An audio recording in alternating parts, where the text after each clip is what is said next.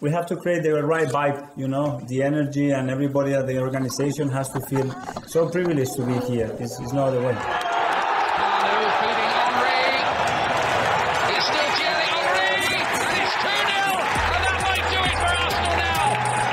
Thanks for listening to the Purely Arsenal podcast. Please follow us on Twitter at PurelyArsenalFP for all the latest Arsenal podcasts. Welcome to another edition of a Purely Arsenal sit-down podcast. Big games keep coming and big games we keep winning. It's Neil Shah with me. How you doing, Neil? Well, yeah, I'm all right. Sitting on top of the league. 7 out of 9 in what was supposed to be our downfall period. Doing all right. Yeah. Average. 7 out of 9, yeah. Or 10 out of 12 you include Brian. That was a tricky one as well, wasn't it? With the Brighton away at the Amex. Also joined again by popular demand, Garet kreutziger. How you doing, Garet? I'm happy to be back. I think I might be here for quite some time, considering the luck that I seem to be bringing to the Arsenal. So long may it continue. Seriously, it was just amazing. Doing great. Top man. I think we all predicted wins. I don't think any of us predicted a 3-2. I think it was 2-1s for you boys. I think I was a 1-0. Obviously they dropped points in midweek, Man U, which felt good. I mean, it did feel good leading into this. They were on a little bit of a winning run and they dropped points late on in midweek. And of course, they got a booking to their very expensive central midfielder who, of course, had to play. So there was the excuses were rolling out from Wednesday onwards for Man U. Their players were coming out. De Gea was crying. Ten Hag was saying, we've done it before, we'll do it again, all this sort of stuff. And we were pretty quiet leading into the game. I mean, you talk about seasons and moments, and we don't know where this season leads yet, but we do know we're halfway through the season and we've hit 50 points, which is our best ever total at the halfway stage. Quite incredible. I think it's the 7th best total in league history, 5th best total in Premier League history. But for Arsenal specifically, if you go back even to the Invincibles, I think we're 5 points ahead of that. Like you said, still a long way to go in the season. We still got to play Man City twice. We all know what's to come. Not getting ahead of ourselves, but for the moment, it's an absolutely fantastic sort of midway point in the season. Neil, going back to moments. I mean, the elation I felt at the end of the game was really hard to describe. Usually at the end of the game, I'm just thankful that my wife gave me a couple of hours to watch the game and I'm back trying to help with the kids. But at the end of this game, I said I need a little bit more time. Like I was like, I need to see what people are saying here for 5-10 minutes because it was too much to take in. I don't know why that was, Neil, but it did feel like a culmination of kind of everything that we've seen so far this season. And another big game that we managed to win, making Emirates into a real fortress at the moment. The only points we've dropped is Newcastle. Neil, your overriding thoughts, other than absolute joy that we had managed to get a win at the end of the game, it did feel like a significant moment. Time will tell how significant. Yeah, massively so. And I don't blame why you felt the way you did because I think we weren't alone in that one, Jack. I think most true fans felt it. I was absolutely stunned with him. Well, overloaded with emotion, actually, to say the least. I just couldn't stop thinking about it all night, all for the rest afterwards. Couldn't stop thinking about it. Couldn't stop looking at things, interviews, little snippets, post celebrations, what people were saying, as you said. Had to watch all of the interviews after the game. Sometimes because I've got things to do, I'll kind of switch off and move away from it and then watch it later. But I couldn't move from the TV and my phone because of the technology these days. Seismic, huge, pivotal, significant. You can use many words to describe it. I think simply because of it was a real test of. I mean, we've been tested all season, haven't we? And we keep answering the questions each and every time. But there was something a little bit more significant about this one. For me, it reminded me of the 3-2 where Platt scored the winner, the death. Yep. And then that was a significant game, and we went on to win Wenger's first Prem, I think, in that season. 98, wasn't it? And the double, of course. So who knows? There could be a little thing there. But I think it reminded me so much of that. It reminded me of the throwback rivalry between Wenger and Fergie, and the fact that, I'd still say that that rivalry between the two teams and the managers was the best ever the Prem seen. It just all resonated for me, and largely because of the character shown by the players and how they were so mature throughout the whole game. I thought our trip to Old Trafford was one of our best performances of the season, and we lost because of a couple of lapses of concentration, a couple of moments of madness, probably the wrong move by Arteta by those mass substitutions when he tried to. I think he just panicked when he didn't need to. And this time we went behind, we didn't panic. They came back from behind to equalise. We didn't panic. We kept going with the same game plan throughout the whole match. It was very mature, very structured, very organised, and the players just kept doing what they've been told to do in a really positive way. And for me, it was those levels of maturity and attitude and character and personality from every single player on the pitch, I think got us through that. And we were talking about how one-sided the Spurs game was in one of the one half, in particular, the first half in particular. And I saw the same for the last 20 minutes of this game. It was so one-sided. In fact, in theory, if you think about it, their scoreline flattered them in the end because we were pummeling them. And this is a side on form. This is a side that has won, 9 in a row, 26 games when they've scored first that they've always won or they've lost. Yeah. And they scored first and we beat them. We ended their run and they're in form. And, most other teams in the Premiership, if not all of them, would have been satisfied with a draw against Man United. We weren't. We went for the win. That showed what our desire levels are, what our hunger is. It was magnificent, Jack. And, of course, you guys are going to talk about certain players. And, yeah, there was many that we can choose from. Just brilliant and so happy. Can't tell you. Yeah. No, you're spot on. Garet, I know you got to watch a lot of the game live and then couldn't watch some parts of it live, and that must have been agonising. But when you win it, you don't care, do you? You're just so excited about it. But thoughts, Garet? Again, it just feels very, very significant in terms of another step for this team. This very, very young team. But what's your overriding thoughts after that win? I think, you're right. I saw the entire first half and then the very beginning of the second. Had to take my son to his soccer game, and then we rushed back to watch the last 10 minutes. And I was glued to my phone at the soccer game. I mean, my wife told me, put it away.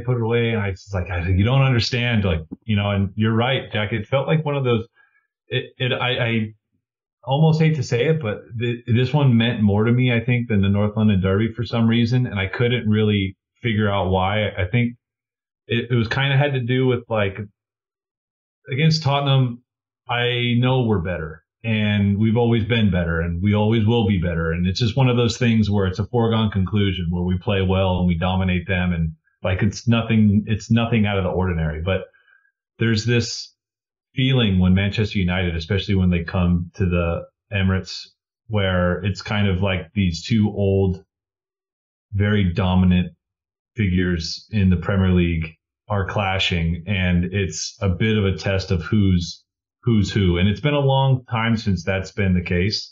And it really, really felt like this was one of those moments that brings back the old glories of Manchester United versus Arsenal. And it just meant so much, not only to me, but everyone I was talking to and texting throughout the game. Jack, we were going back and forth. The first half, I could hardly even put my phone down just because I was so nervous. I wanted to just keep talking through the game with somebody. And Neil, I think you really hit the nail on the head when you said, we go down, we come back, we go up, we get pegged back.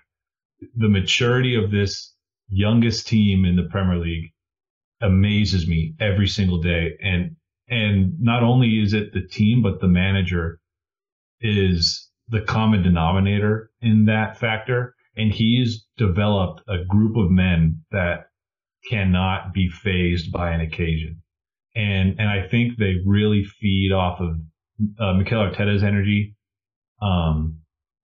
which everyone who thinks he's acting up on the sidelines can just shove it, because I think it's nonsense that people are he gets booked in the game because of his antics, in quotes. But it's, he's being made an example of for no reason. It's super frustrating to me. But nonetheless, wow, just an amazing game, amazing result, amazing scenes. It was just, it meant so much to so many people. And I get emotional actually just even talking through this, thinking about how much it meant and how we were able to get there. It's just fantastic. I wish I could relive it all over again. I know, and hopefully, there's more big moments to come, because it does feel like almost every game now, because of how we're doing and the fantastic start we've had, it builds. It builds the emotion builds into it, and what's on the line builds into it. And every game is the biggest game. As you go through it, that's what it kind of feels like at the moment. But it wasn't a game without faults, Neil. It wasn't like Tottenham away, if you like, which was pretty much a faultless display from start to finish. They had one or two moments, but we were totally dominant in the North London derby last week. This one, though I felt we were relatively dominant, the first half was a lot more even, Neil, and we went down to what was just a moment of brilliance. I mean, it was a mistake from Partey, but it was a mistake far enough out that you don't really expect to be punished. Rashford, I mean, a couple of people mentioning Ramsdale for that goal. I will talk a little bit more about the second one, which I think Ramsdale definitely has. We have some concerns with, Neil, but I mean, when you go down, like you say, it's a fantastic finish. But I love watching that now in hindsight, the players' reactions when we go down. Saka talked about it after the game again. He went, when the crowd cheer for us when we lose a goal, he went, you don't know how much that means to us. And I was like, wow, I don't ever recall that in all my years of supporting Arsenal, us being that positive as a fan base in the crowd. And I wonder what's brought that on. Maybe the new younger crowd that's coming in that's really making a lot of noise, Neil. Maybe the fact that we've got such a young team and we haven't been there and done it for so long.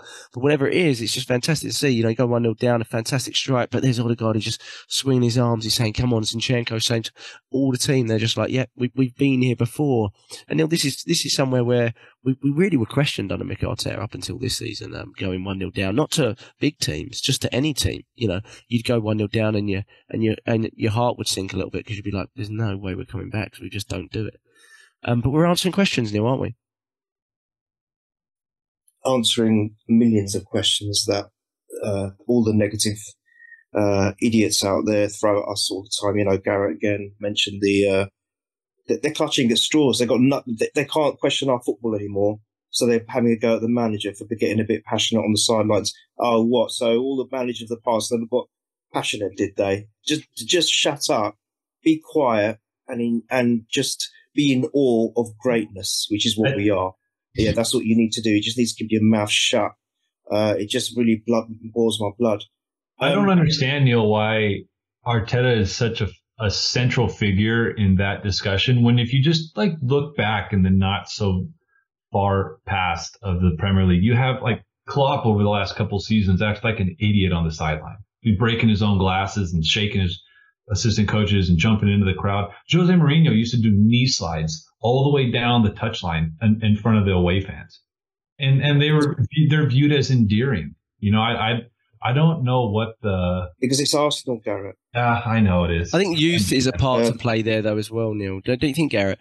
I think the fact that he's the youngest manager and that we're the youngest team, I think that for some reason media and particularly older people in the media seem to have a real problem with just him being, very, very motivated on the sidelines. It's very odd. But again, it's creating all this siege mentality again, Garet, that we spoke about last week, isn't it?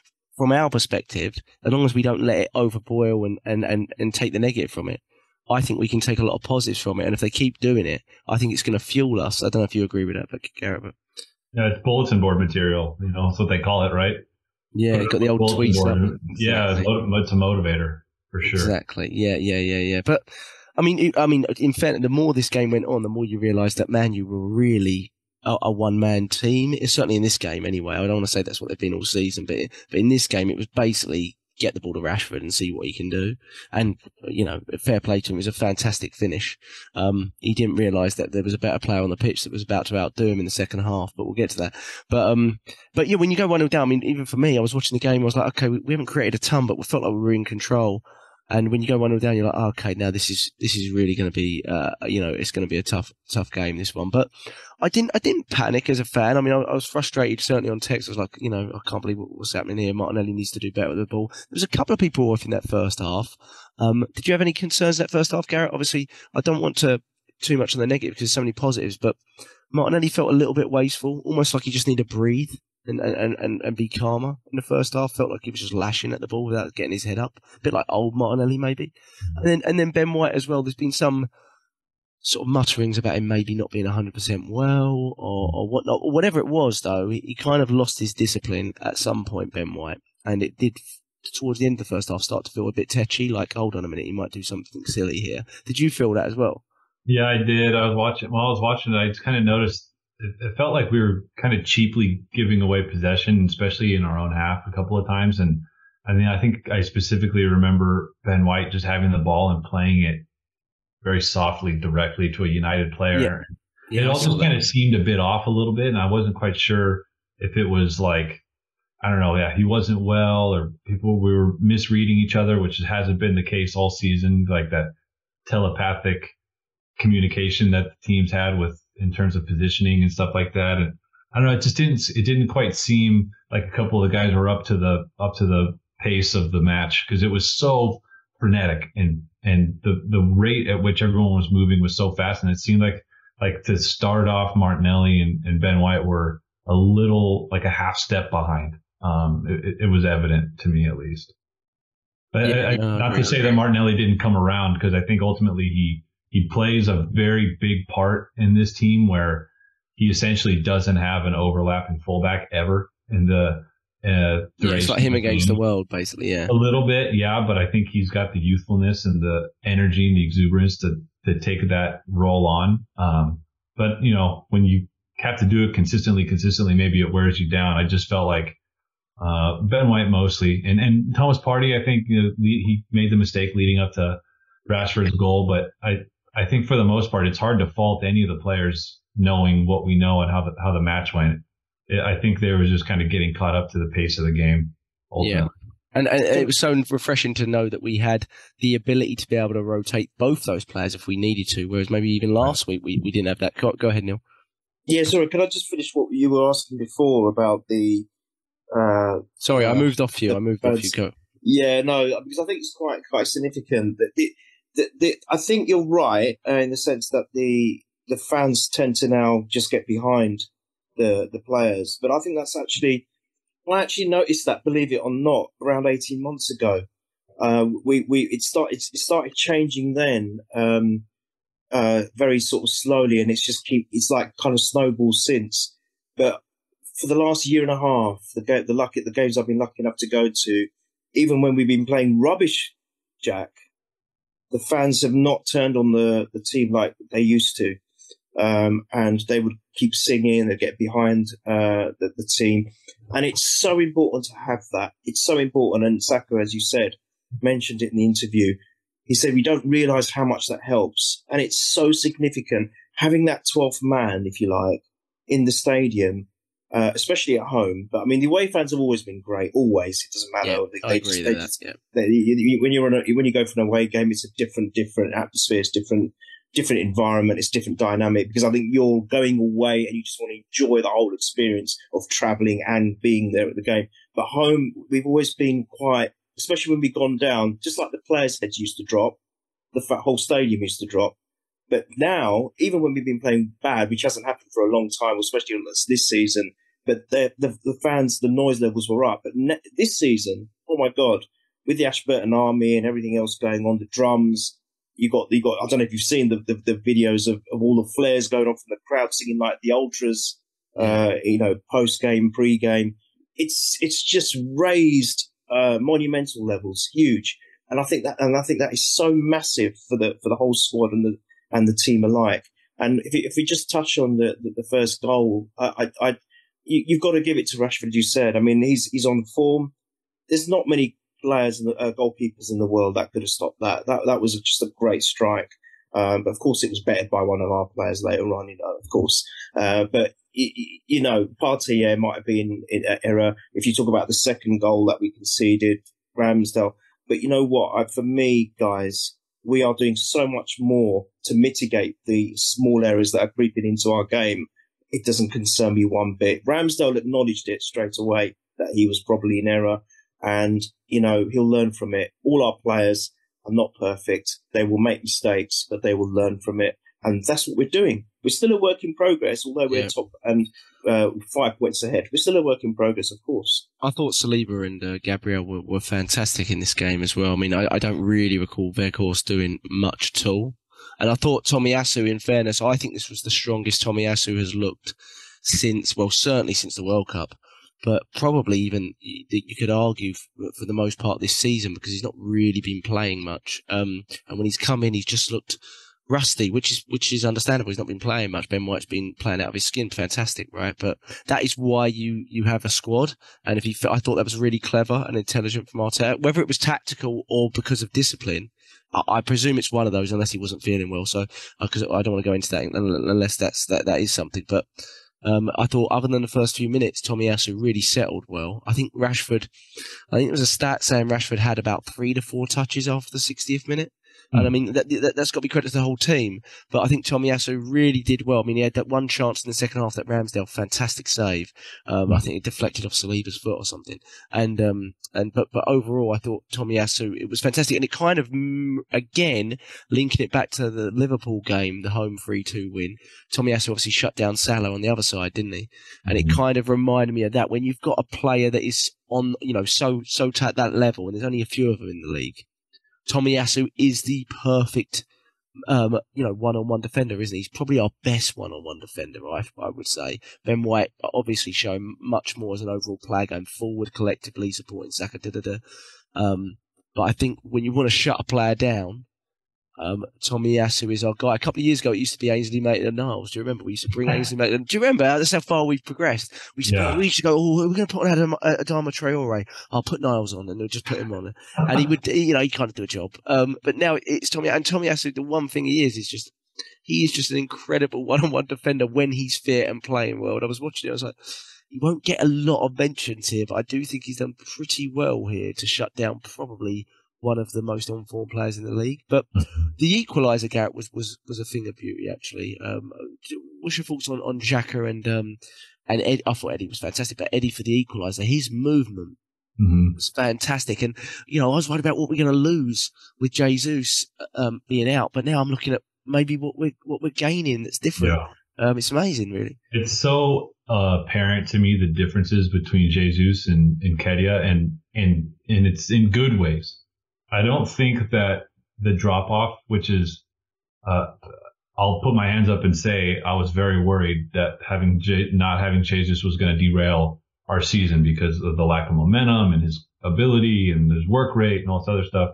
And while I don't think Nketiah closes down or cuts off passing lanes as well as Gabriel Jesus does, and Gabriel Jesus does it probably better than anyone in the entire world, so that's no slight on Nketiah, but Nketiah is such a hungry goal scorer.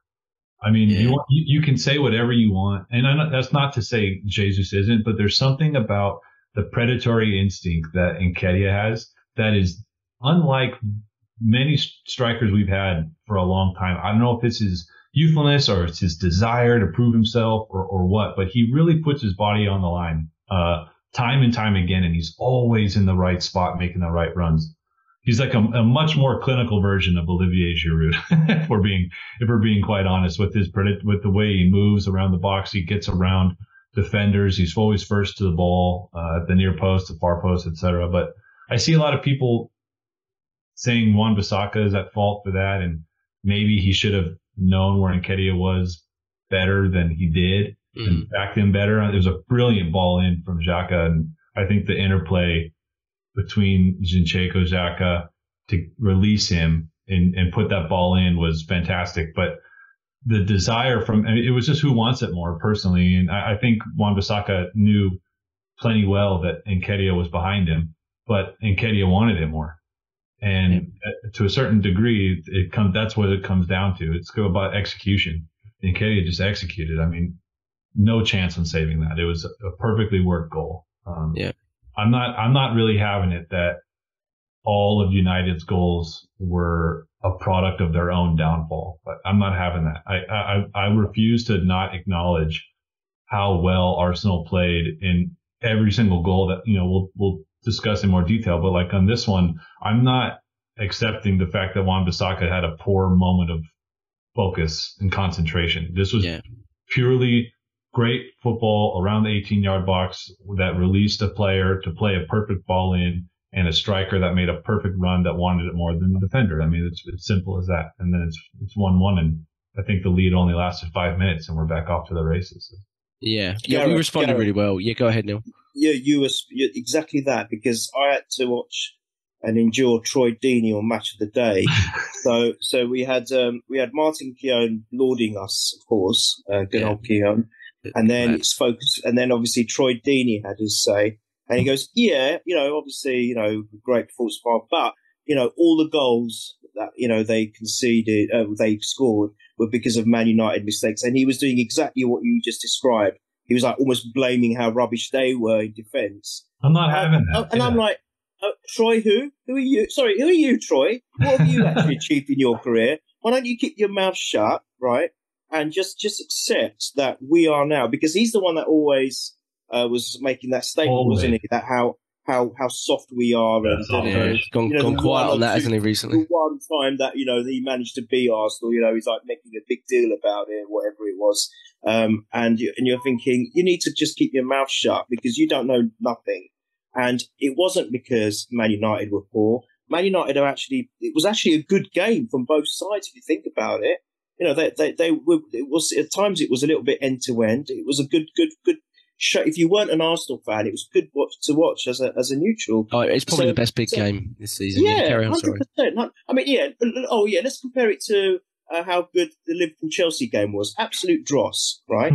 And then you come to watch ours. That's proper football for me. And I'm sorry, we outplayed Man U. We made those goals happen. Eddie's movement was good for that goal. It was very clever, as you both said. Sorry, Troy Deeney, you need to keep quiet. Thank you very much. How does he get a job on television? Yeah, I don't know. He's got a face for radio, the guy. Yeah, I don't know how he does. He pops up on lots of people's podcasts and stuff. I have no idea how he gets it. But it's an odd agenda to sort of say that, because I mean Saka's goal, which we'll get onto, it's 30 yards out, the guy. I mean, what are you talking about mistakes for? There's just a moment of brilliance, right? With Rashford, I know we talk as Arsenal fans, we go, Partey gave the ball away, but to be honest, he gave it away in a way that in an area that shouldn't really be too dangerous for us, right? We've got two centre backs behind him, and I think he even felt that. He was like, okay, just get back in position, and then obviously a little nutmeg in it, and it was bang in the bottom corner. But overall, you just look at that and go, that's a moment of brilliance. You're going to have those mistakes at times because we try to play those balls, So I find that, and the data doesn't drive that, Neil. The data says that this was a 3-0 game. That's what it says. The data says it was a 3-0 game and we made 2 errors, to be honest. That's what it says. That's basically what it says. It was a 25-4 shot game from us to them. It was an XG of around 3.0 to 0.05 for them. 0.5. It was a 3-0 game, and I think that's why. Watching it, I never felt like it was a 3-0 game, but of course you didn't, because it went to 2-2 and it was the last minute when we scored. But to be honest, especially the second goal, it really felt like that was a sucker punch for us. Like I was like, where's that come from? Just like a random corner and an error. That was the big error of the game that led to a goal, to be honest. But yeah, I agree with you on Eddie, what you were saying as well, Garet, about both you were saying. Me and Neil being quite critical of Eddie on this podcast. I can't deny it. I almost feel hypocritical praising him now, but I can't help but say, I've been so wrong on Eddie. Well, to be fair, Jack, I think that the criticism was justified based off of what we had seen, but because his sample size was so small, and I think he even said as much. He goes, months ago, and I'm paraphrasing, he pretty much says, I've never had a chance to show you what I'm capable of outside of the odd 5-minute cameo in a cup game, right? Like, what more do you want from me? And I think he said something along the lines of, give me a chance And if I don't do it, then I don't do it. And that's on me. And then now look at him. I mean, he is our leading goal scorer, if I'm not mistaken. Overall, he may be, yeah. In the league, I think it might be Saka still, and Odegaard or neck and neck, but yeah. Yeah, and you may be right. But regardless. I could be wrong, though. I haven't checked the numbers. You may be right, I may be right. We'll find out later. Yeah. But someone's going to tell us. But and you know what? The best part about this game is there were goals created out of the Hale end from our academy. I mean, it's just and Neil, to your point that you were making about 18 months ago and the fans and how they're the overall sentiment around the club right now and the players, and I don't know if that factor has something to do with it. Where I mean, essentially, these are all very young men, and we've known them since they were boys that are carrying us to glory on these huge matches. And I think the overall sentiment towards them is just through the roof. And there's like an impetus, I feel, on Arsenal fans to help nurture them rather than be so critical of them, because we know their potential and they prove it to us week after week. So there's no reason to really be distraught or down when we go down, because we know that these guys need the support from the fans, from the stands, to help will them over the finish line. And it's just, I don't know if I've ever seen anything like it. Yeah. I think you're right, Garet, but I don't think it's just because they're young, because 18 months ago we had the likes of some senior players like Lacazette, Aubameyang. It wasn't all young then. And as I said, I noticed it. I was really shocked. I can't remember which game it was, but we were so abjectly rubbish. And yet the fans were singing. I'm like, hang on a minute, this isn't normal. I'm not. Why are we going mental still? All right. And they were really getting behind the players, and I'm thinking something shifted. Something has definitely changed, and we know why there was certain toxicity. I can never say that word, or certain distaste in the season within the fan base. Let's say because of those so-called certain channels which we never want to mention.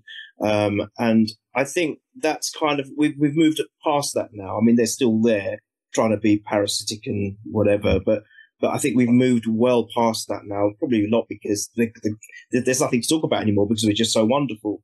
But I just love the way that, you know, there's now unity. I used to be so jealous, Garet, of, you know, Newcastle's fans and even, should I say, them lot down the road's fans, you know, because no matter what, they would always be in unison and they'd always get behind their team and players. And I felt that that was one thing that was lacking in our club.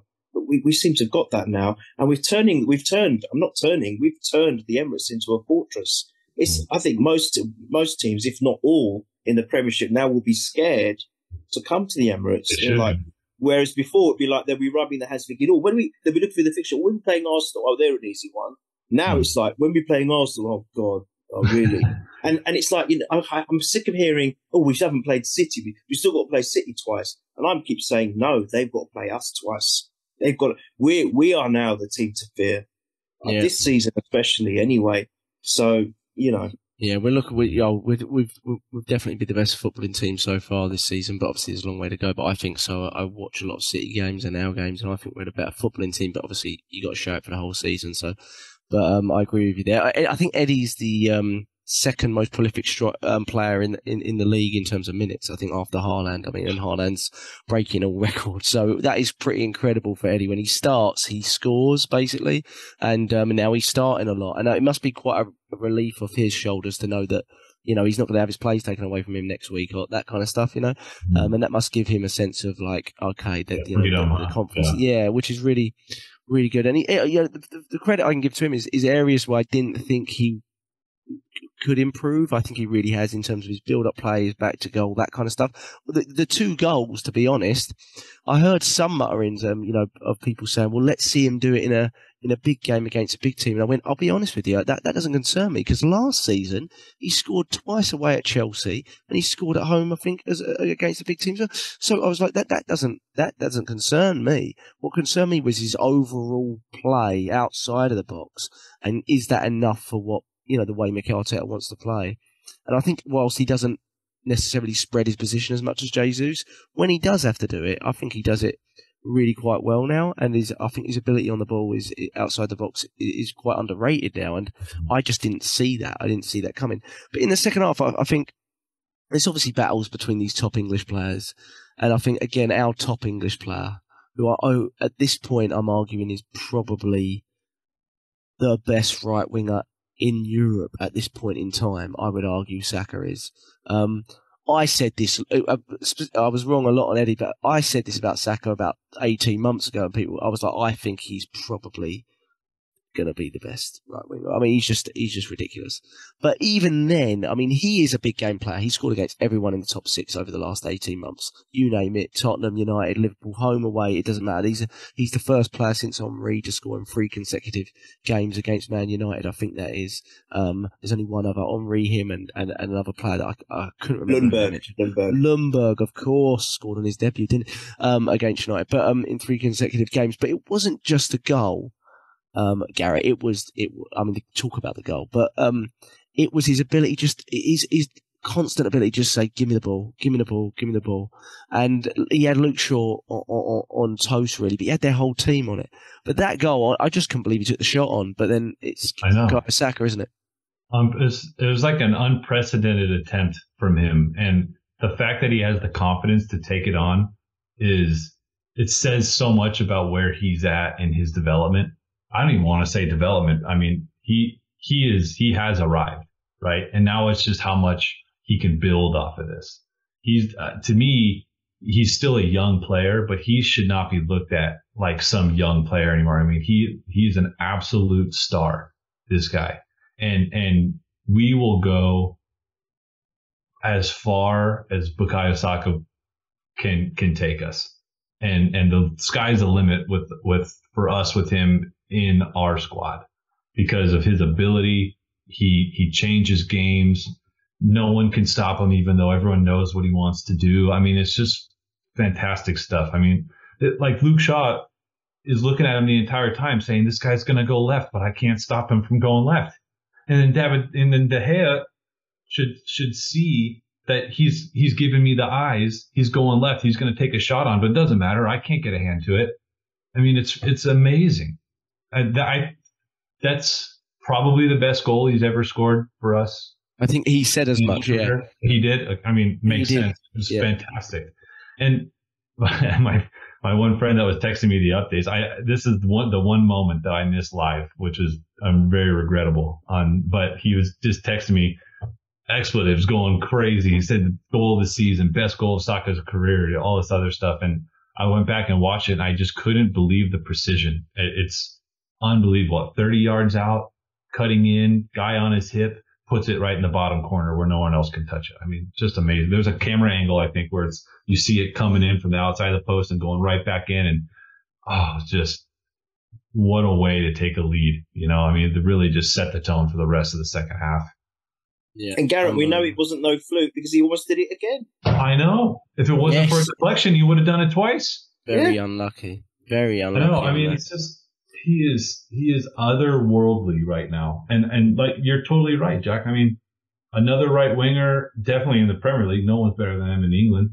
And in Europe, I mean, the world. Yeah, the world, of course. And that's what's so hard is I mean, we'll do our little 5-minute transfer segment again, but obviously the club is looking to support him, rightly, and we don't, in fairness, even no matter what we've done with the signings, we don't really have a direct, clear support for him if, you know, he needs to be rotated out or something happens, touch wood, you know, it doesn't, but it's so hard. How do you, someone at that level that is that good, it's very, very difficult to know what type of player and how good a player you bring in is to basically play second fiddle to the what is, you know, effectively one of the best right wingers in Europe at the moment. But I love it, just like Odegaard last week, how these players now are just taking it on their shoulders in big moments, you know. And that was one thing, probably a few weeks back, I was thinking, okay, I remember when we won the league before, at times, Henry would just grab the ball from 30 yards out and ping it top bins when things weren't going well. And I was thinking, how many do we have that can do that? And then the Odegaard and Saka moments happen in the last 2 weeks. And I'm like, okay, yeah. I'm like, all right. And I think what they're seeing is that they're taking the responsibility of the team on their shoulders, And, obviously we're doing it collectively, but big players handle big moments and they produce in big moments as well, And, Zinchenko is another one which we'll get to, but certain big players just really show up on the big occasions. And those players, Lundberg was one of those, right? Like, you just knew that Lundberg, even though he wasn't necessarily even our best player on paper in that Invincible team, you were like, he's going to show up today, and he's going to do something special, and he would do. And it wasn't always the Thierry Henry that would do it in the big games at times. Pires as well used to do Pires, yeah, always. North London derby, you'd be like, Pires is going to score today. You could feel it. Will Tord, big moments, and it's hard to. We've got another one of those players, Jack, that hasn't even hardly suited up this season. Smith Rowe. Yeah. I mean, he's a big game player too. Scores big goals. Yeah. Absolutely. He's going to be huge. I know we have those worries about having a right winger to relieve Saka from some time to take his legs up and make sure he doesn't get run into the ground. But we haven't even brought in Emil Smith Rowe yet. That we haven't seen how that's going to impact the rotation of the squad. And I think you look at guys that were at the levels of like Rafinha and Mudryk and all those other guys, and they wouldn't. Mudryk maybe a bit more of a left winger, but a winger regardless. But I think it's going to be someone kind of cut from that cloth, promising, exciting, but not. No one's at the level of Saka. They have to understand that they're really going to be a squad player, and there's nothing wrong with that. I mean, look at what Tomiyasu and Ben White are dealing with. Kieran Tierney and Zinchenko. I mean, both of those players in their own right are probably starting for almost any other club in the Premier League. Yeah, and we can't. I'm not saying we've got there yet, but if you look at how the drop off from Liverpool, they never really supported their top players right, did they? I mean, look at Mane and Salah. Like, who was a direct replacement for Salah through the years, and now he's dropped off massively. Maybe he comes back, I don't know, but he's dropped off massively, right? And we don't want that to happen to Saka. Obviously, we're looking way into the distant future and stuff like that. But the way he just grabbed the game, Garet, and what I love about him as well is sometimes, a lot of people, wingers, like, compare him to Pepe. They'll get the ball and they'll just always try to do their man. Sometimes Martinelli's a bit guilty of this, right? Just always trying to. Saka's the opposite. He doesn't care if he doesn't do his man for 10 minutes and plays it inwards, sideways. But when he's ready to, he'll either do his man or sometimes he'll just bypass them completely and go infield and go, I'm just gonna move away from you and go onto your centre back. And I love his sort of humbleness to not have to think, I have to take on my man every time I get the ball, and that's not what makes a top winger. And I used to feel so frustrated with Pepe. Every time he got the ball, we felt he had to do 2 or 3 players. And I was like, that's not what it's about when you're a winger. Sometimes it's about just giving the ball and moving and chopping off, and And I think Saka's just so intelligent. His movement, his ability to receive the ball in. He is just such an intelligent player for his age, and his calmness, his calmness is huge. Arteta talked about Trossard when he came on and his ability. They were like, what do you think of his cameo? And he was like, his ability to be calm really helped us. And I thought that was really significant. And it shows the opposition, or the difference, in maybe Martinelli and Trossard and what they are, because they are different players. They definitely look like they are different players. But we at 2-1 up, you really felt like maybe we were going to go on and make it 3 and 4, and we probably deserved to. Neil, I guess we'll touch on a couple of the negatives, and we talked about Ben White a little bit, and I don't think any of us have overriding concerns. I think it was a very good move by the manager, but the one thing Ramsdale gets accused of, and I think Ramsdale's been terrific this season, probably in the top 2 or 3 goalkeepers in the league at the very least, but is his probably handling from crosses. Sometimes people say, he gets bullied a little bit. Obviously saw the one earlier in the season against Villa, for example, that went in directly to the goal. This was an error, Neil, right? And he'll be kicking himself a little bit for that. At least it didn't cost us, but it was an error, wasn't it? He'll be the first to admit it was his fault. Without a question in my mind. He's that kind of character. He'll take it on the chin, and he'll learn from it. you've got to remember, he's still a young guy. For a keeper, he's 24, ridiculous. Yeah, very young.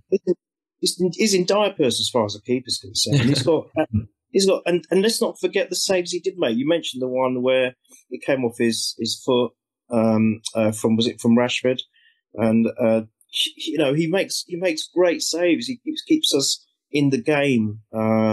He has done so many times, and they're worth 3 points. Sometimes great saves are worth 3 points. It's just like last week, yeah. And he'll learn from it. He'll learn from it, guys. Honestly, let's not worry about a mistake that he might make. As I said, great players will make mistakes. They all do. Even Henry would have made mistakes. Bergkamp might have been. I mean, it's difficult now to think of that when you look back on those great players, but they did and they do. And there's not going to be no difference in this current squad. Even as well as we're doing, we're still going to see errors, even going forward for the rest of the season. We are. But what my point is we are doing so much more to kind of counteract them, and we're still coming out on top. Guys, we've lost one game all season, only drawn 2. It's unbelievable. Who would have thought, even me, Mr. Positive, didn't see that coming at the start of the season, to be on 50 points at the halfway stage. We're just doing too much. I think there's too much within us to mitigate it all. And I think Ramsdale will acknowledge it and he'll learn from it. I promise you he will. And in a way, sometimes if it's not to the detriment of the result, these errors are good in a way, because it's you know that you're not infallible. There are still areas to work on, and then you can overcome them. So I think if you're always perfect, Jack, you're never going to know or experience a time where it could all go wrong, and it's like a big shock. So these happening now and again and creeping into the game is a good thing, because the manager can get together with the team as a collective, and then the manager and all the coaches can get together with the individuals, as we saw in that documentary, and then say, right, what do you think went wrong here, and what can we do going forward? And Ramsdale will correct it. Believe me, he'll overcome it. Yeah. He'll correct it, and we won't see it. So, Neil, you know what I love about I'm not concerned at all. Yeah, Neil, you know what I love about the errors that we made, or we make, I would say, for the most part, is like you see Ramsdale's error, right, Neil, and he's coming to claim the ball off of his line, be aggressive, and really release us on a counterattack, right? I mean, how many times have we seen keepers kind of get stuck in between coming for the ball, staying on their line, they're stuck in no man's land, they're indecisive, they're unsure, or, they're just overall passive and they stay on their line, and we get bullied in the box or something. And Thomas Partey's trying to play a long ball, be progressive, release whoever he was trying to play out on the wing. I'm not quite sure. Maybe he's trying to put Eddie down the channel for their first goal. It's just, you see the difference in when we make mistakes this season. It's at the expense of trying to be expansive and trying to play good football, as opposed to when in seasons past we would be making mistakes like passing the ball backwards or recycling the ball or being negative or just overall not really having an identity or a game plan, or overall just being passive and weak. And that was unacceptable for the standards that are expected at Arsenal Football Club. And you're totally right, Neil. Like I think the insight with the Amazon documentary was it was super insightful, for lack of better words. The insight was super insightful. But to see how these players are being managed by these different levels of coaching and the one-on-ones, and really kind of getting into the mind of the player to help them develop. And we're seeing the fruits of that labor right now. That's really, they're giving us insight from a season ago. And we're just seeing these guys are really building these guys up. You're a great footballer. You're a good player. You're better than this. You've made these decisions 100 times. Go out them and make them 100 more times. And they're just reinstilling that mindset to the point where that is the default now. And errors are going to happen.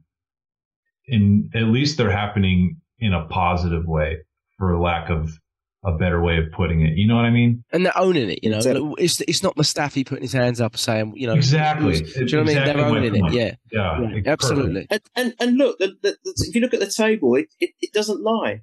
We've got the second best defensive record. So that's a testament to the defenders and the goalkeeper. And that's only second to Newcastle, who are playing with a wall in front of their net. Mm-hmm. So, they don't move out their own half, yeah. Right. At least we're playing positive, good football. That's what I like. Another change in us, guys. We're not just winning; we're winning well. We're winning with performances. Yeah. It's not like we're doing a boring. Oh, let's just sit back and just counter and hopefully we'll get one lucky goal. We want to win with style and panache and sexy football. And sorry, Newcastle, as much as they progressed, they're not doing that. I mean, how many draws have they had? I mean, it's 9. ridiculous. Oh no, exactly. six or 9, something like that. Yeah, a lot. so there you go. So a lot. There you go. Yeah, and I just think you saw how positive we were. Ten Hag makes a substitution to bring off a striker and brings Fred on, I think, which again plays, I think, into our hands where we just say, well, they're playing for the draw here. Yeah. You saw the time wasting from them. De Gea was pathetic. I hope he's okay. I mean, I know. That looked brutal, didn't it? Yeah, absolutely. I mean, it wasn't to the level and the sort of collective time wasting of Newcastle, where their coaches were even doing it by throwing balls away and stuff. But their individual players. I think what's really come out of this is there's always going to be a narrative from the game, but is this sort of, oh, United are these plucky sort of newcomers up to the top of the league. I was like, these are like they're like £200 million worth of defenders here that are, time wasting and kicking. These are like the top defenders they could have bought. They've got, £100 million worth of ones like Harry Maguire on the bench. I mean, this isn't plucky newcomers time, right? I mean, these are guys, and when you see sort of De Gea wasting time, that plays into us, and you look at that and go, wow, they are desperate to get out of here with a draw. And I think what was fantastic about this was the reaction would have been so different from the media specifically, not from us necessarily. If they had got the draw, it would have been very much, oh, United get a fantastic away point. They're still in it after playing a hard midweek game. Deserve it. They hung in there. Title chase is on. Title chase. Exactly. And although deep down we know that this was a game that probably should have been over before it got to 2-2, it was such a sense of sort of relief and justification when that goal went in. How were you, Garrett, when the goal went in? Because personally, when the goal went in the 89th minute from Eddie, I didn't celebrate. I couldn't celebrate because I just felt it looked off. Something looked off to me. I was like, I don't know who's off, but something felt off to me. And I kind of sat there, and you guys back in England are about 30 seconds ahead of me. So I was like, should I check it? I was like, no, I won't check it. I'll just sit. I was like, they're celebrating. And I was like, no, and I didn't scream or anything. Like, usually I'm screaming when Arsenal score. I didn't scream or anything. And at that point, I decided to check my phone. And I saw a lot of stuff saying, VAR, VAR, VAR. And I went, I think it's off. And even by seeing it, I thought it might be off because you just couldn't tell. But then I actually saw on the text from James, I think it was like, it's a goal. And I was like, then I released it. But imagine Garrett being in the stadium for that. It was like a double celebration almost. Gosh. I can't imagine that. The anxiety levels must have been palatable. I mean, like I always feel like we're just like waiting to be hard done by VAR every single match. Even if it's a bang on goal, I just feel like they're looking for some angle where a guy's pinky toenail is obviously offside with all the lines and everything they're putting all over the place. And it was hard to celebrate because, and the shame is like the goal goes in, it should be a moment that is just like absolute elation and exuberation and all those other superlatives. And all I'm doing is looking at the sideline official, and all I'm doing is looking at the referee to see if he's, going to the box or pointing to the circle or what it's going to be. And not to say it took away from the celebrations, because you could see the limbs in the stadium, especially from the television coverage. I mean, it was absolute chaos, it looked like. But, I mean, for me personally, I was just waiting for someone to take it away from us. I don't know why. I think I'm scarred too deep from seasons past, but it was I was the same. Such a fantastic way to put a cap on a dominant performance, because it was just another moment that embodied the way that we want to play football.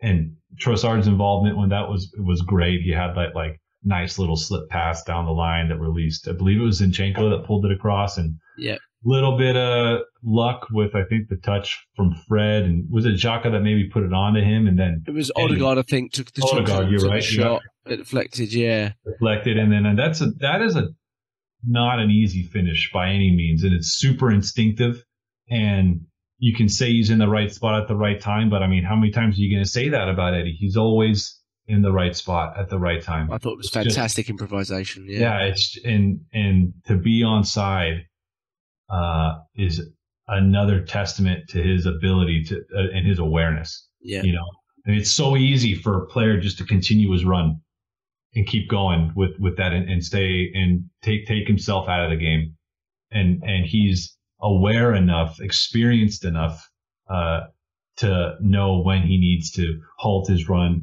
be available, be in a position where he can make that ultimate touch. And it's fantastic. I'd have been gutted if it didn't count. Absolutely gutted. Yeah, I would have been absolutely devastated. Yeah, and I kind of celebrated as the VAR released, and it looked like the fans celebrated once again. But I'm always waiting to hear the roar, because the screen will tell you it's a goal in the stadium before they announce it. So I'm always waiting to hear the roar of the stadium, and it just I was so relieved. Yeah. And it was deserved. It was deserved. Yeah, and that's what was amazing. It wasn't like you got a goal against another player or anything. It was relentless attacking pressure from us, suffocating them, dropping them deeper and deeper into the area. And if you keep putting the balls in the area, eventually they're going to make an error, or they're going to touches. Was it in their box? 63 touches, which is the most I think we've had against any team in the league this season. Most anyone's had. Anyone's had. Neil, obviously Zinchenko played a huge role in that final goal and in the final minutes in terms of just driving us forward. You saw Saliba at the end basically just pointing to him and saying, yeah, I see now, if you didn't before, but you're unbelievable, How did they sell him to us? I don't understand it. Do you know what's fantastic about this, Neil? Is we talked last week, me, you, and Garet, about plan Bs, right? We weren't down, but we talked about the transfer window and where do we go from here and will we do anything? And in theory, Zinchenko's our plan B, and the other one was the guy that scored the equaliser for them. And I watched Lisandro Martinez, and whilst I think he's a good player, he's not a 65 million worth player, but he's a good player. And we would have played him in a different role, I presume, in this sort of left back role. He's not Zinchenko though. I mean, he's technically not anywhere near the level of Zinchenko, I don't think. He's a bit of a hothead. Lisandro Martinez got that sort of Argentinian way about him, but he's a good defender. But Zinchenko's just redefining everything I thought of in terms of what a left back can do. But he's just technically so good. But what we didn't see and what you couldn't put numbers on was his leadership and his ability to bring something out of the group that wasn't there. And I thought his comments after the game were just fantastic on saying, the players were talking about third and fourth this season. He was like, no, that's not what we need to be talking about, winning titles. And I haven't looked at the data, but I don't know how in all of his 4 title wins, how many games, for example, he started for Man City in those title wins. I want to say maybe, there must have been one season there where he was their main left back, but it always felt like maybe he was on the fringes a little bit more, maybe. I don't want to say, I know he only started like 10 games for them last season, but I don't understand how they sold him to us now. Even if they didn't think he was a threat, I don't really understand why they sold him. I'm sure Pep's, is far cleverer than we are, but I am stunned by it the more I watch him now. Pep's an Arsenal fan. He wanted to manage Arsenal. That's why he sold him to us. Come on, Jack. Yeah, I'm not complaining. I did think, though, I was like, he is another level, this guy. It's mind blowing that he's not, that he's on our team. I mean, it is crazy to think like that. Yeah, some people saying the signing of the window, Neil, but it's just amazing. I think he's going to become, there's evidence of it now, probably one of our most significant signings in years. I really believe it because of what you just said. It's not just his ability of what he does on the pitch. It's his attitude. It's his leadership. He's been scolded for over celebrating. I mean, oh my God, just shut the hell up. Let the guy be passionate. I love that in our. any sport I watch, I love passion. I love it. It's so That's what it's exciting, all about.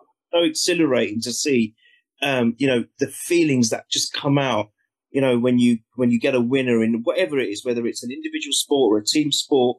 It's just so important to see that. And I hate people who get chastised for it. No, you've got to be a bit more professional. Shut up. I mean, Jesus, what are you talking about? You don't know how hard some of these individuals work their whole lives to get to that moment. So you need to keep your mouth shut, because you sitting on your ass behind a screen have no idea. So I'm all for all of this exuberance and celebrations and things, especially at the end of the match. Just to digress a little bit, what I saw at the end made me tear up. It made me tear up. That's how emotional I was. And the best part was Jesus hugging Eddie, because that tells me so much about Arteta and what he's done at that club. Kudos to Arteta. He's made everyone feel that they are a part of this club, a part of his vision, and whether they play every game, every minute of every game, or they're playing bit parts, and they've all, they've all bought into this vision, all of them. And Jesus hugging Eddie, it's not like, oh no, I'm worried now, or you're playing what I should be doing. He's genuinely happy for the man. And that's what made me tear up. It really did. I was gobsmacked. I was a bit like you as well with the third goal, Jack. I was in silence. I just stood because I thought, they're going to rule it out. I know they're going to rule it out. My mum, she's going mad next to me. She's going, we've won. I'm like, no. Yeah. Yeah. And wait. And yeah, that's what I was like. So, geez, going back to Zinchenko, he's on a different planet. What? He's not. I mean, I know he was all over the pitch, but it was so significant when that heat map appeared on Twitter and all over the place. What are you talking about? You're right. It's like chickenpox. He was everywhere. That's what it was. It was chickenpox. He was absolutely everywhere. I mean, he could have filled in for Ramsdale if he wanted to.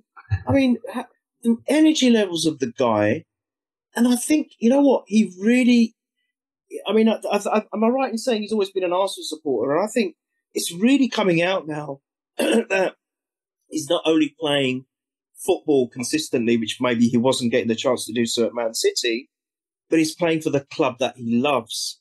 And I think that's why he was so keen to get his mate in.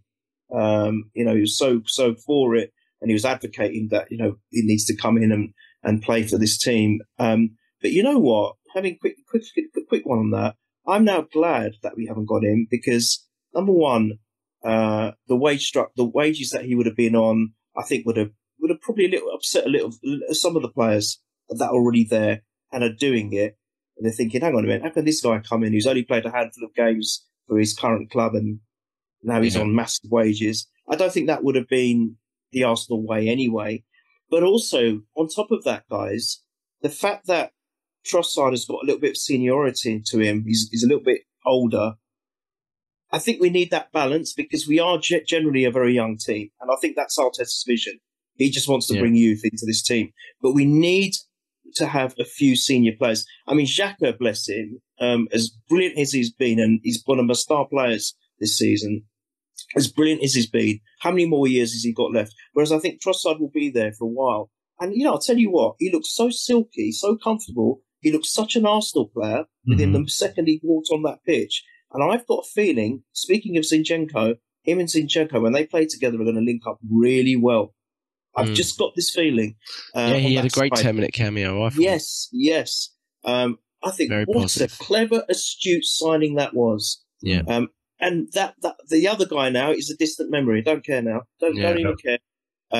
I just think, God, he's going to add so much. He's going to be significant as well for me this season. But Zinchenko, there's nothing much. Like Saka, we've run out of things to say about the lad. Zinchenko's another one. Yeah. What a team we've got. What a team. Unbelievable. Fantastic. Garet, you want to add on? We mentioned Trossard. Last week we didn't know if we were going to sign anybody. Obviously, we knew we missed out on Mudryk, but we did mention Trossard on the podcast. Not necessarily saying it was going to be the one, but maybe one to watch. But it is a very different way of going about it after our previous. But I think it's the reason we mentioned it was because it was hard to see us sort of throwing big money once again on a player without really doing our due diligence and evaluating where that money goes, right? Because we have to be careful when we spend, that amount of money. We can't be like Chelsea and spend it one day and then spend it again the next day and so on. Which I think is really clever. If you look at Liverpool, I keep going back to Liverpool and Chelsea, but if you look at Liverpool, I think they've been a bit lazy in their spending over the last 12 months. Like, I think Nunes, while he might come good, I think Nunes and Gakpo aren't really Klopp-like signings from his early era. Like, certainly I don't think Gakpo is. And they're, that's 130 million worth of two players there. And they can't afford, unless they change ownership, but they can't afford to make those errors. And we can't afford to make those errors either. So I think it's a really shrewd purchase, but it is a very different one, Garrett. So I just wonder what your thoughts are on what Trossard can offer us for the rest of the season. Yeah, I'm not going to sit here and pretend I know everything about the guy, but when he did suit up and come onto the pitch and carry the ball, and he had that bit about him that made me think, oh, this guy is he's an Arsenal player.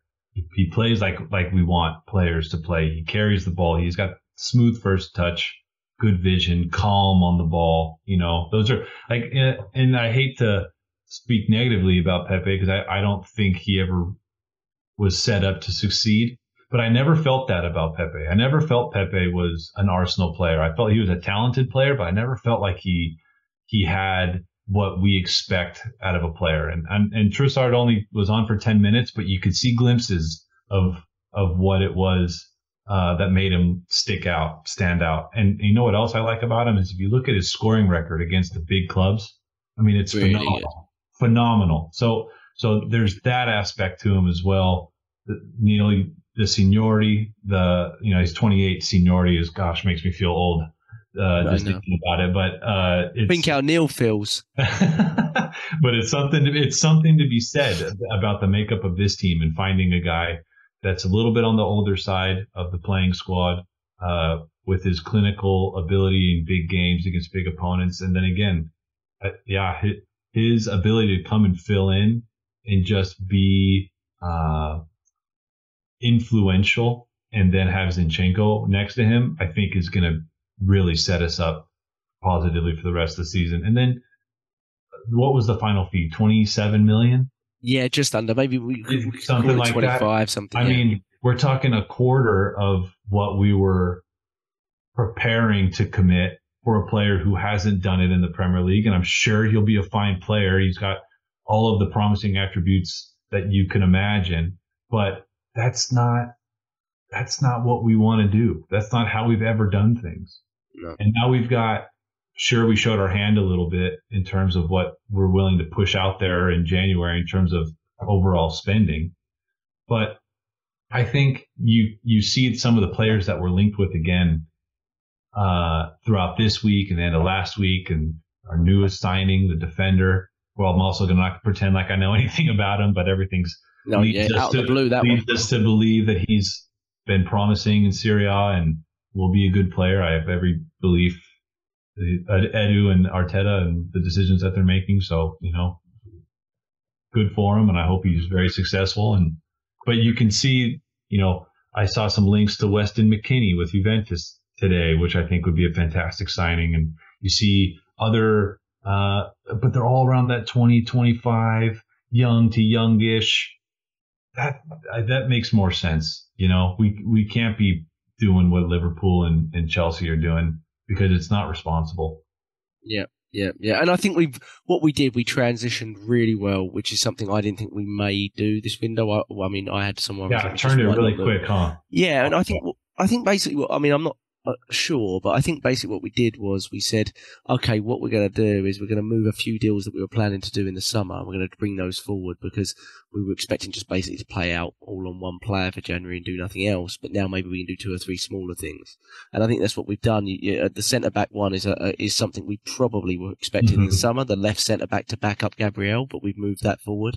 There's been a fullback link as well. It looks like we're looking for a inverted fullback on the other side, which is probably hinting at us probably losing 1 or 2 fullbacks obviously Cedric's going to go and maybe watching where Nuno Tavares and maybe even possibly Tierney go in the summer. So we'll see if we do that this window. The links to the midfielder are very interesting because I expect, in my head, Lokonga and El Neni to move on. by the summer, and whether it's a loan or obviously Elneny will be a permanent deal. So I expect we need 2 central midfielders. I think a lot of us believe one of those will be a big money spend out. You've seen the links to Declan Rice and Caicedo and other players. But one of them I expect will be kind of like a depth management player to raise the floor of the central midfield team. And I'm wondering if that's what we're looking at this window. Are we looking to bring that player in, maybe if we happen to lose Lokonga on loan this window, or there's not really been much talk about that, or just bring that player in early because we know we're not going to necessarily use a player like Lokonga that much for the rest of the season. I find it difficult to believe we'll use Lokonga much for the rest of the season unless there's an injury crisis. But so I wonder, I would love to see us do that central midfield player. I don't know who it would be, but it would be really, really good. But again, very, very good to see us get Trossard in. Just before we go, Neil, so we do a little prediction for the FA Cup. And if you do have a prediction, I just want a quick prediction from both of you on how strong or how much rotation you think we do. It's a Friday game. I don't believe we have another game for 8 days after it. So it's in a position where if Arteta wants to go strong, which I kind of expect that he will, he could do without, games racking up. It's not like there were, we've got games. It's kind of fallen in a decent area. But of course, the priority isn't probably the domestic cups this year, but I just wonder what your thoughts are, Neil, and how we should approach it. Yeah, I'm racking my brains on this one because obviously the Premiership is the pinnacle. Even I'd say even more significant than something like the Champions League because it's 38 games, it's utter consistency. So surely now that has to be our priority because I don't think even Arteta may have expected us to be in the position we're in. We've got a great opportunity. We can't let it go. However, having said that, personally for me, I love the FA Cup. We're the record holders in it. But it's not just about what it is. It's the momentum. I wouldn't want to go to Man City and get hammered because we've made wholesome changes. We have to go to Man City. And even if we don't come out on the right side, give a performance that will make them work for a win. That's all I want. I want to see them work for a win if they're to win it. But there's no reason why we can't win it. I think there'll be some changes. I think that... But Arteta won't want that. He won't want to go in on a whimper. I don't think he would. I think what worries me slightly is the team that we put out against Oxford should have on paper been good enough to see us through, and it wasn't, and we had to bring the seniors on. That's my worry. But I think even from then, we've matured. Even from that short time ago, we've already matured and we've come some way forward. I can see maybe 3 to 4 changes. Yeah. I can see potentially. I don't think you agreed with this, but I think the goalkeeper may change. I'm 50-50 on it. I'm 50-50 on it, whether he does. Yeah. Trossard, I think, will play. He's got to. I think he will play Trossard, yeah. I think Trossard will play. Tomiyasu, which isn't kind of a change, but it is because Ben White, I guess, is the main man now there. So Tomiyasu certainly will play. And I think he might field... he might change one of the defenders, central defenders as well. So we might see Holding come in. He might even give a birth to this new guy. I don't know. I mean, I don't know anything about him. Certainly he might be on the bench to come on. Who knows? But yeah, and then maybe the midfield, he might dress one of Partey or Xhaka. I'd probably say Partey rather than Xhaka. I think he'll play both of them. Yeah. I think he'll play both of them. Possibly. I don't think he'll play change centre-backs either, but... But then it's a bit of a conundrum, isn't it, Jack? Because if he makes too many changes and it comes off bad for us, I don't know whether that's a good signal or a good statement. We still need to make a statement of intent, even though it's not the Premiership. And as I said, good performance all day long. Yeah. But if you want a prediction, 2-1 Zinchenko. For me, Welbeck scoring when he went back to Old Trafford. Zinchenko will go back when he and going back to City, and Zinchenko scoring the winner in a 2-1 win. Wowza. Okay, Garet, what's your thoughts? Do you agree with that sort of rotation? You think it'd be less, more? How significant do you think it is going up against our possible title rivals for the first time this season, even if it is in a cup? I think it's important. It's an important fixture, no matter how you slice it. FA Cup, Premier League, League Cup. It doesn't really matter. It's the opponent that is important, and it's the context of the time at which we're playing them too. We can't just put our tail between our legs and say, this doesn't matter to us. We'll see you in the Premier League that's not the standard anymore. I'm stuck in two minds because I think it makes sense to rotate, but at the same time, I've heard Mikel Arteta say himself that big clubs play multiple games a week, big players play multiple games a week, and that's why they're here. So that's what they should expect. So I'm stuck in two minds of like, oh, he'll just swap out Matt Turner and Ramsdale, and he'll play the strong 11, and then see what goes on, and then, be more open to early rotation or, maximum rotation, 5 subs or whatever. But then at the same time, you do have to squad manage. Like if I was Kieran Tierney and Tomiyasu, I would be very frustrated, but itching to prove myself. Very frustrated if I didn't get on for this from the start, and very motivated to prove myself, I should say. So I think he has to manage that as well, which is the only real reason why I think he would rotate is just man management. Because I know he wants to play our strongest 11 every single week, every single game. Yeah. That's kind of the standard that he's established. But if I'm going to put it out on a limb, I'd say he's going to rotate the goalkeeper. I'd say he's going to rotate either fullback. I think both center backs start. I think both of our strongest midfielders start. As much as I don't want to see Partey play another game, I want him to be preserved, but I think he starts with Xhaka. And then Elneny's not even fit. Sorry, carry on. Oh, I didn't realize that. Yeah, so he's not even been in the squad. That makes sense. Trossard will probably start on the left. Martinelli come out. And then I think Saka and Odegaard will play. And then I don't think we have a choice but to play Eddie up top. So I think, by the way I see it, it's 3 or 4. Yeah. What's your prediction for the score? I'll give us a prediction. It's hard. It's hard to put my neck out there, especially because, and if we draw on this one, is it a replay? It's a replay. I think it is a replay. Replay now. It's not. I think I'll go 1-1. I think I'll go 1-1 draw on this one, unfortunately, and add another fixture to the schedule. And I do think City will go out on top, but we will ultimately dominate the game and find a way to peg it back and take it back to the Emirates for a second leg. That's my prediction. And I think our goal scorer will be, I'll say Saka. He's on fire. Yeah. Is it a replay? You guys sure? I don't know. In the League Cup, it would be at this stage. Am I right? So in the FA Cup, well, the third round there was replays, Neil. Yeah, because Liverpool played Wolves and drew 2-2, and then played them again. So I presume the fourth round's exactly the same. I could be wrong, but I think it's the same. I think we don't want the extra match. We're going to go and win. Come on, Garet. I know. I would love to assume 3-1 wins every single week, but I can't do it. I just can't do it. Yeah.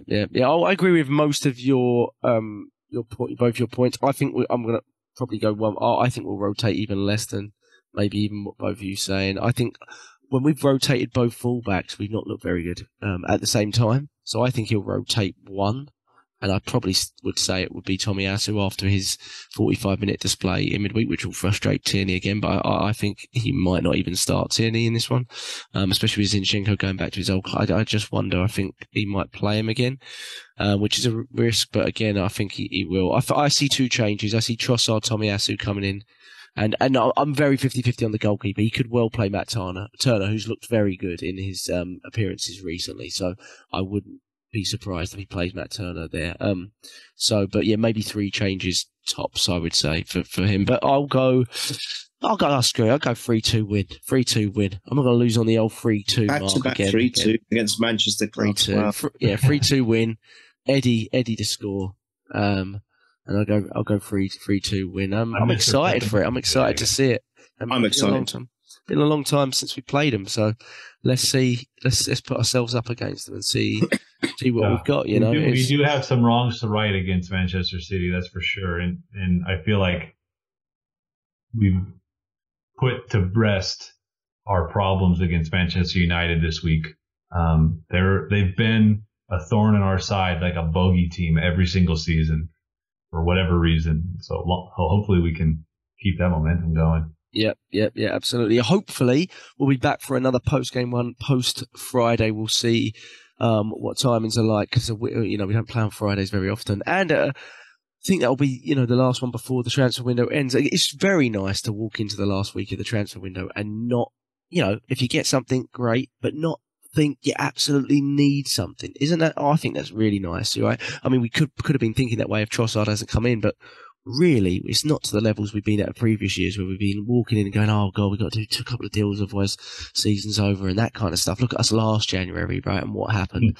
So the credit to the club for doing deals early, but also for how they progressed the squad and kind of I think made it'd be us nice to get a more midfielder on loan. I think it'd be nice, especially if Elnany's injured at the moment. Yeah, well, there's already been...